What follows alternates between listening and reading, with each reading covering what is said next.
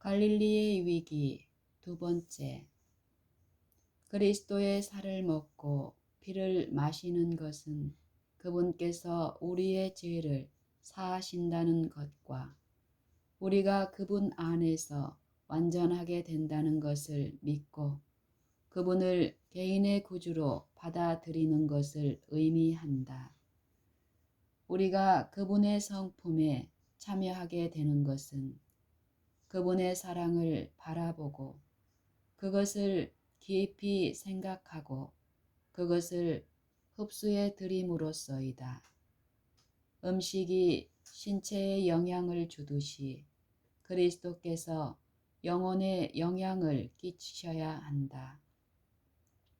음식은 우리가 그것을 먹지 않는 한, 그것이 우리 신체의 일부가 되지 않는 한 우리에게 아무런 유익이 될 수 없다.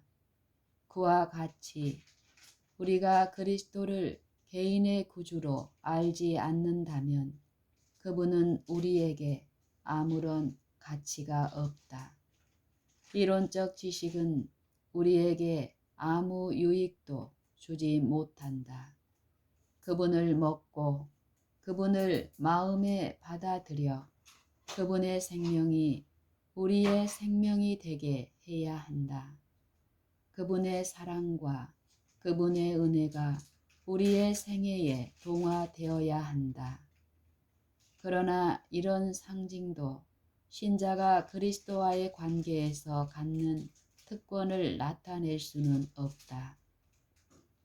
예수께서는 살아계신 아버지께서 나를 보내심에 내가 아버지로 인하여 사는 것 같이 나를 먹는 그 사람도 나로 인하여 살리라고 말씀하셨다. 하나님의 아들께서 아버지를 믿는 믿음으로 사신 것처럼 우리도 그리스도를 믿는 믿음으로 살아야 한다. 예수께서는 자신을 하나님의 뜻에 완전히 내어 맡기셨으므로 그분의 생애에는 아버지만 나타나셨다. 모든 일에 우리와 한결같이 시험을 받으셨지만 그분은 당신을 에워싼 악에 의해 더럽힘을 받지 않고 세상 앞에 서셨다. 이와 같이 우리도 그리스도께서 이기신 것처럼 이겨야 한다.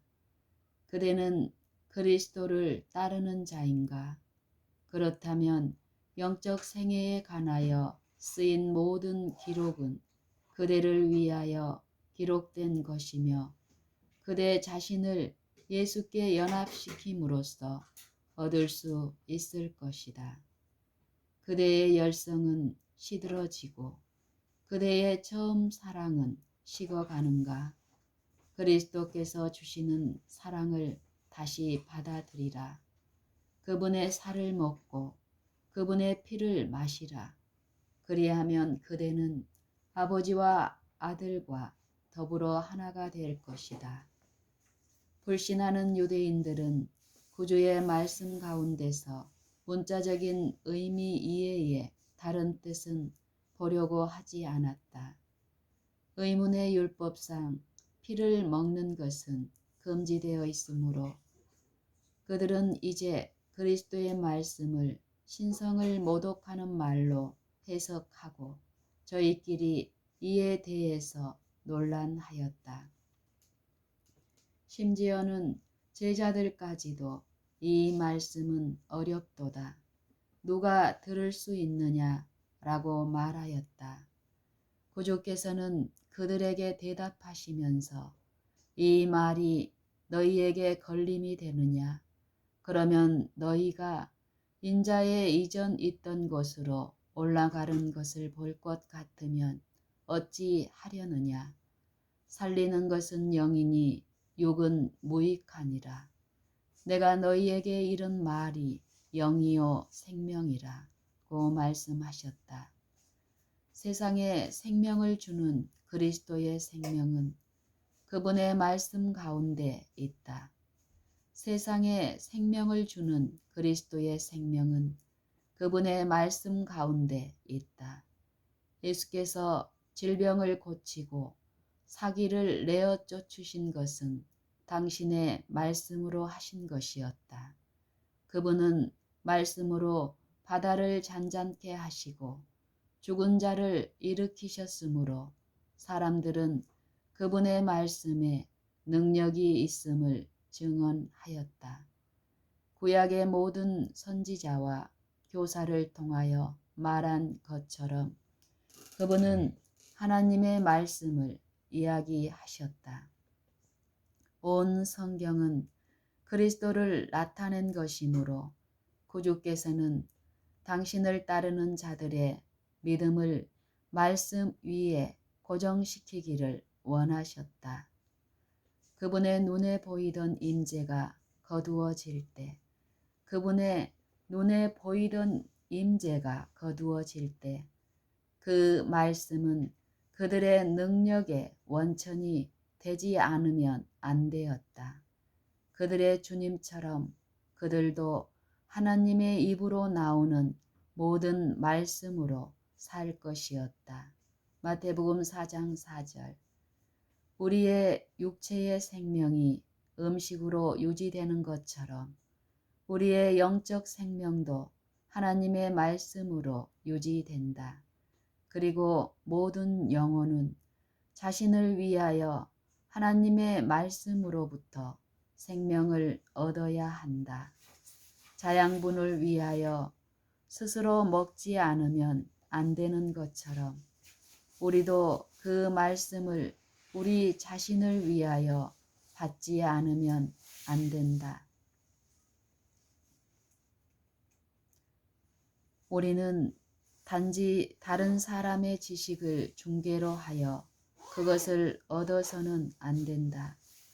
우리는 그분의 말씀을 이해하기 위하여 하나님께 성령의 도우심을 구하면서 주의 깊이 성경을 연구해야 한다.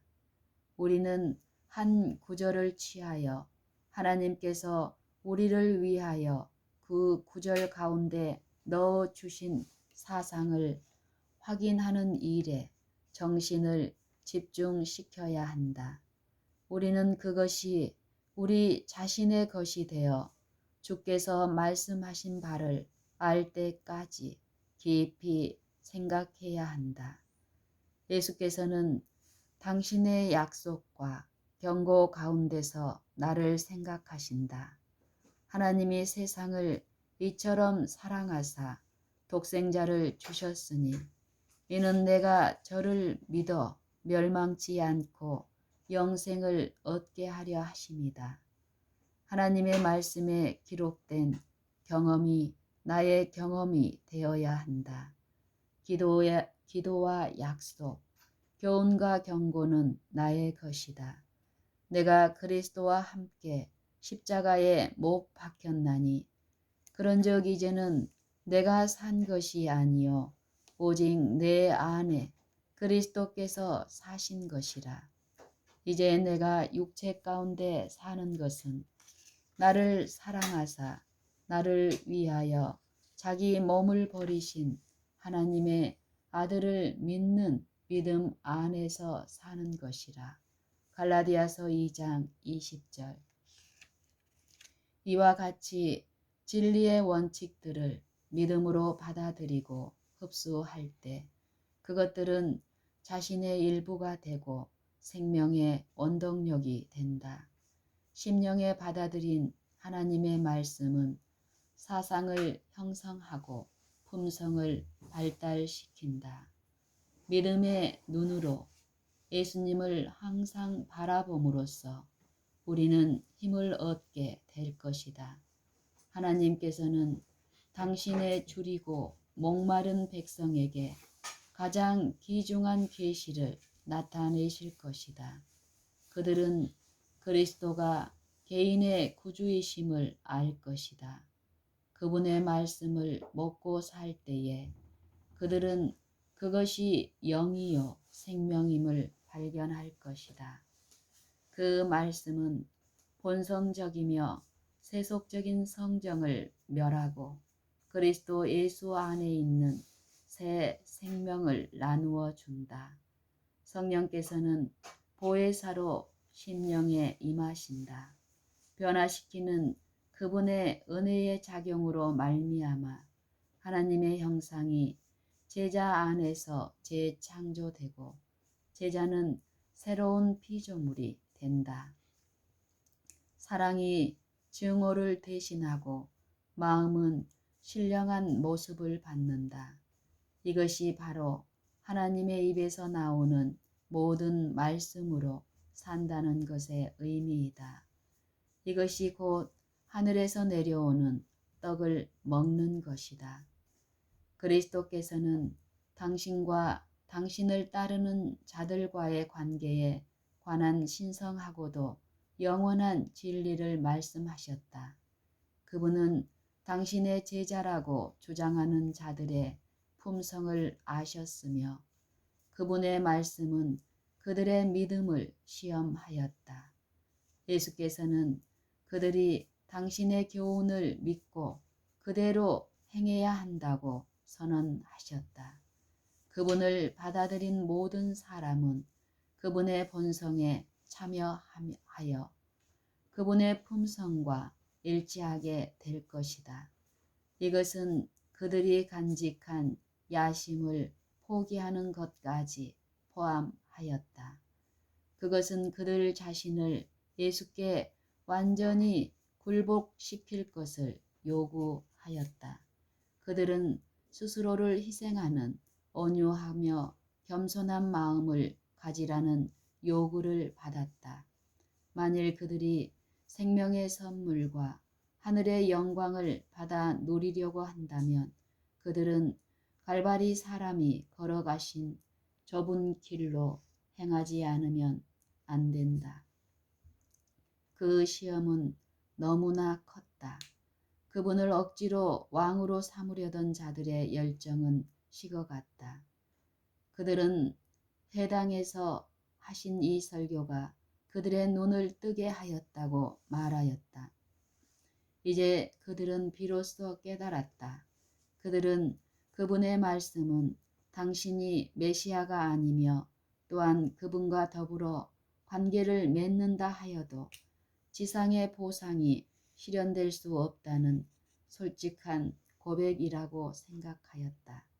그들은 그분의 이적을 행하시는 능력을 환영하였다. 그들은 질병과 고통에서 벗어나기를 열망하였다. 그러나 그들은 그분의 자아 희생의 생애에 동참하려고 하지 않았다. 그러나 그들은 그분의 자아 희생의 생애에 동참하려고는 하지 않았다. 그들은 그분께서 말씀하신 오묘한 영적 왕국에는 관심을 갖지 않았다. 전에 그분을 찾았던 성실하지 못하고 이기적인 사람들은 더 이상 그분을 갈망하지 않았다. 그분께서 만일 당신의 능력과 영향력을 로마로부터 자유를 획득하는 데 바치지 않는다면 그들은 예수님과 아무런 관계도 맺지 않을 것이었다. 예수께서는 너희 중에 믿지 아니하는 자들이 있느니라고 그들에게 명확하게 말씀하시고 이러므로 전에 너희에게 말하기를 내 아버지께서 오게 하여 주지 아니하시면 누구든지 내게 올 수 없다 하였노라고 부언하셨다. 예수께서는 너희 중에 믿지 아니하는 자들이 있느니라고 그들에게 명확하게 말씀하시고 이러함으로 전에 너희에게 말하기를 내 아버지께서 오게 하여 주지 아니하시면 누구든지 내게 올 수 없다 하였노라고 부언하셨다. 만일 그들이 그분께 이끌리지 않는다면 그것은 그들의 마음이 성령을 향하여 열려있지 않기 때문이라는 것을 그들이 깨닫기를 그분께서는 원하셨다. 육에 속한 사람은 하나님의 성령의 일을 받지 아니하나니 저희에게는 미련하게 보임이요 또 깨닫지도 못하나니 이런 일은 영적으로라야 분변함이니라. 고린도전서 2장 14절. 영원히 예수님의 영광을 보는 것은 믿음으로 되는 것이다. 영원히 예수님의 영광을 보는 것은 믿음으로 되는 것이다. 성령을 통하여 심령의 믿음의 불이 켜지기까지는 이 영광이 감추어져 있다. 불신에 대한 공적인 책망을 받음으로 이 제자들은 한층 더 예수님과 멀어지게 되었다. 그들은 심히 불쾌하였다. 그리하여 그들은 구주를 상심하게 하고 바리새인들의 악의를 만족시키기를 바라면서 그분을 등지고 멸시하면서 떠나갔다. 그들은 선택하였다. 곧 정신이 없는 형식, 알맹이 없는 껍질을 취하기로 하였다. 그들의 결정은 그 후 다시는 번복되지 않았는데 이는 그들이 더 이상 예수님과 같이 다니지 않았기 때문이다. 손에 키를 들고 자기의 타작마당을 정하게 하사 알곡은 모아 곳간에 들이리라. 마태복음 3장 12절. 이때는 깨끗하게 하는 시기들 중에 하나였다. 진리의 말씀에 의하여 쭉정이는 알곡과 분리되고 있었다. 그들은 너무나 허영심이 많고 독선적이어서 견책을 받을 수가 없었고 겸비의 생애를 감수하기에는 세상을 너무나 사랑하였으므로 대부분이 예수님에게서 떠나갔다. 많은 사람이 지금도 그와 똑같은 일을 행하고 있다. 가버나움 회당에서 이 제자들이 시험을 받은 것처럼 오늘날에도 사람들은 시험을 받고 있다. 사람들은 진리가 마음속에 들어올 때에 그들의 생애가 하나님의 뜻과 일치되지 않는다는 것을 깨닫는다. 그들은 자신에게 전적인 변화가 필요하다는 것을 깨달으면서도 극기의 사업을 기꺼이 감당하려고 하지 않는다. 그러므로 죄가 발각될 때 그들은 성을 낸다. 그 제자들이 이 말씀은 어렵도다. 누가 들을 수 있느냐? 라고 투덜거리면서 예수님을 떠난 것처럼 그들도 성을 내면서 떠나간다. 칭찬과 아첨은 그들의 귀를 즐겁게 할 것이나 진리는 환영을 받지 못한다. 칭찬과 아첨은 그들의 귀를 즐겁게 할 것이나 진리는 그들에게 환영을 받지 못한다. 그들은 진리를 들을 수 없다. 군중이 따르고 무리를 먹여주고 또 개선의 함성이 들릴 때는 그들의 음성이 찬양으로 우렁차다. 그러나 하나님의 성령의 살피심이 죄를 드러내고 그들에게 그 죄에서 떠나라고 명령할 때 그들은 진리에 등을 돌리고 예수와 더 이상 동행하지 않는다. 이런 불만을 품은 제자들이 그리스도에게서 돌아섰을 때 한 다른 정신이 그들을 지배하였다. 한때는 그토록 흥미를 느꼈던 그분에게서 그들은 아무런 매력도 찾아볼 수 없었다. 그들은 그분의 원수들을 찾아냈으니 이는 그들이 그 원수들의 정신과 사업에 일치하였기 때문이다. 그들은 그분의 말씀을 그릇 해석하고 그분의 진술을 이증하며 그분의 동기를 비난하였다. 그들은 그분을 대적할 수 있는 재료는 무엇이든지 다 수집함으로써 자신들의 행동을 지지하였다. 이런 거짓 소문으로 말미암아 분노가 크게 격발되어 그분의 생명은 위태롭게 되었다. 나사렛 예수님이 자기는 메시아가 아니라고 고백하였다는 소문이 신속히 퍼졌다. 갈릴리에서의 이와 같은 일반적인 감정의 흐름은 1년 전 유대 지방에서처럼 그분에 대한 반대로 돌아섰다.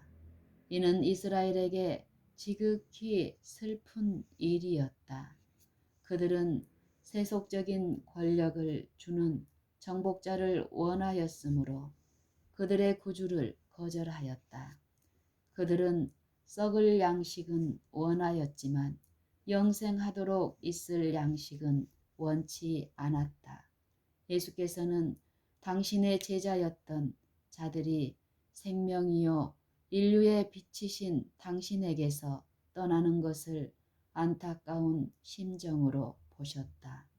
그분의 긍휼하심은 인정을 받지 못하고 사랑은 보답을 받지 못하며 자비는 무시를 당하고 구원은 거절을 당하였다는 자각이 그분의 마음을 형언하기 어려운 슬픔으로 충만하게 하였다.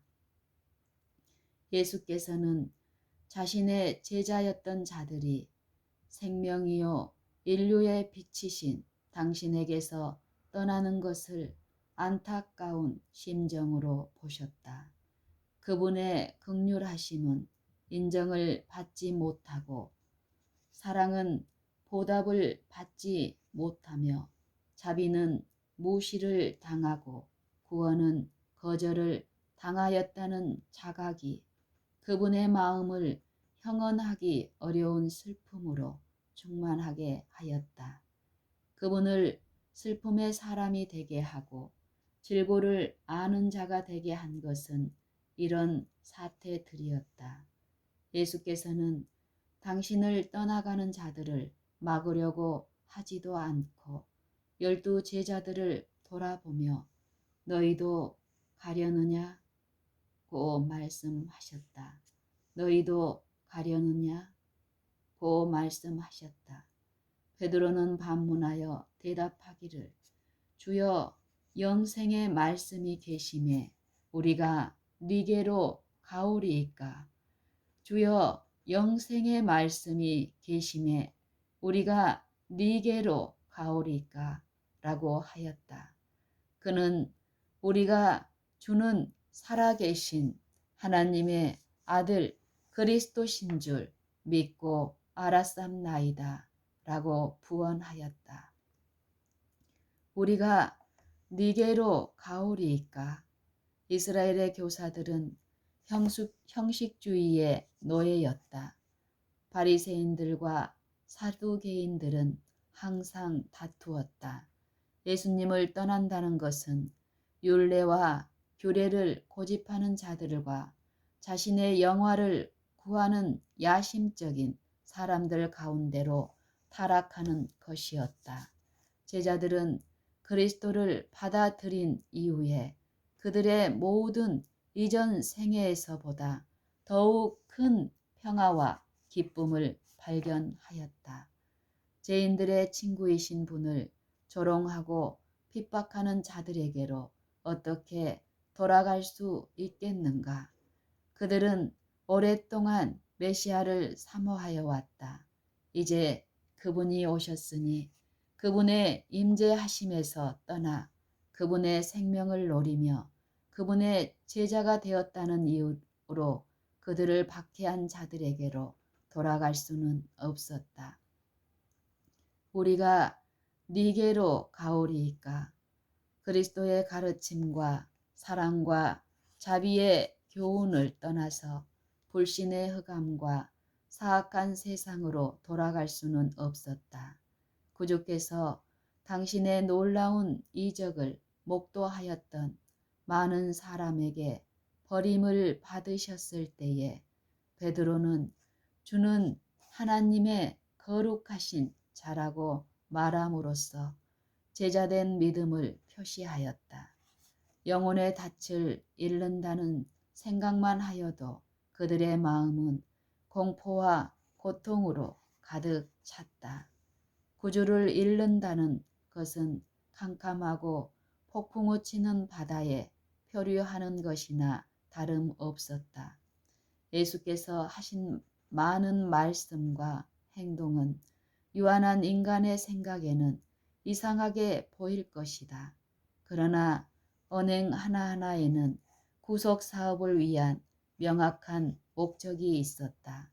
각 언행은 그 결과를 미리 생각하고 행하여진 것이었다. 우리가 만일 그분의 목적을 이해할 수 있다면 그것은 모두 중요하며 완전하고 그분의 사명과 일치함을 볼 수 있을 것이다.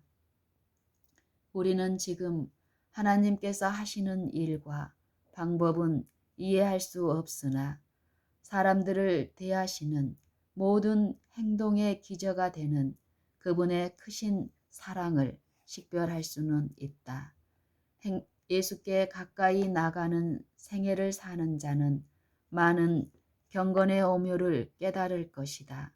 그는 품성을 시험하며 그 마음의 목적을 밝히 드러내는 책망케 하는 자비를 깨달을 것이다. 예수께서 당신의 많은 제자가 돌아선 원인이 된 시험하는 진리를 제시하셨을 때 그분은 당신의 말씀의 결과가 어떻게 될 것을 아셨다. 그러나 그분은 성취하실 자비의 목적을 가지고 계셨다. 그분께서는 시험이 올 때에 당신의 사랑하는 제자 하나하나가 심한 시련을 당할 것을 미리 보셨다. 겟세마네에서의 그분의 고뇌, 배신을 당해 십자가에 못 박히시는 일 등은 그들에게 가장 쓰라린 시련이 될 것이었다. 시험을 미리 주지 않으셨다면 단순히 이기적인 동기에서 움직이던 많은 사람이 그들과 관련되었을 것이다. 시험을 미리 주지 않으셨다면 단순히 이기적인 동기에서 움직이던 많은 사람이 그들과 관련되었을 것이다. 그들의 주님이 심판정에서 선고를 받을 때 그분을 저들의 왕으로 환영하던 군중이 그분을 향하여 노성을 바라고 욕할 때 조롱하는 군중이 저를 십자가에 못 박게 하소서 하고 외칠 때 다시 말하면 그들의 세속적인 야심이 실망을 당하였을 때 이 이기주의자들은 예수께 대한 그들의 충성을 포기함으로써 그렇지 않아도 가장 애호하던 희망이 소멸됨으로써 슬퍼하고 실망한 제자들에게 가일층 쓰라리고 마음 아픈 슬픔을 안겨 주었을 것이다. 이 어두운 시기에 그분에게서 돌아선 자들의 모본이 다른 사람들까지 데려갔을 것이다. 그러나 예수께서는 친히 임재하심으로써 당신의 참된 제자들의 믿음을 여전히 북돋아 줄 수 있을 동안에 이 위기를 일으키셨다. 그러나 예수께서는 친히 임재하심으로써 당신의 참된 제자들의 믿음을 여전히 북돋아 줄 수 있을 동안에 이 위기를 일으키셨다. 당신 앞에 기다리고 있는 운명을 다 아신 긍휼이 많으신 구주께서는 제자들을 위하여 길을 고르게 하셨고 그들로 가장 극렬한 시험에 대비하게 하셨으며 마지막 시험을 위하여 그들의 힘을 북돋아 주셨다. 당신 앞에 기다리고 있는 운명을 다 아신 긍휼이 많으신 구주께서는 제자들을 위하여 길을 고르게 하셨고 그들로 가장 극렬한 시험에 대비하게 하셨으며 마지막 시험을 위하여 그들의 힘을 북돋아 주셨다.